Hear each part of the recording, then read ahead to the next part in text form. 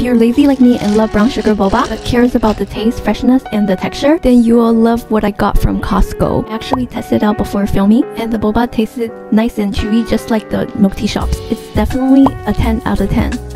Comes with boba straws and it can serve up to 12 drinks.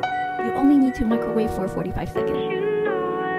The brown sugar sauce is strong enough that you don't need to add any sugar. Add ice and milk, topped off with a shot espresso. Enjoy! If you like iced Thai tea, then this will be your cup of tea. It's gonna be 1 tablespoon of tea to 150 milliliter of boiling water ratio.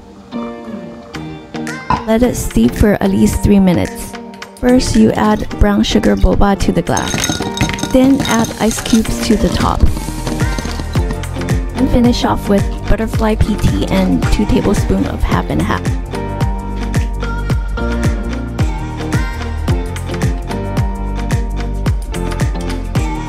There you go! Pea tea latte tastes like a lighter version of Thai iced tea, but with elegance.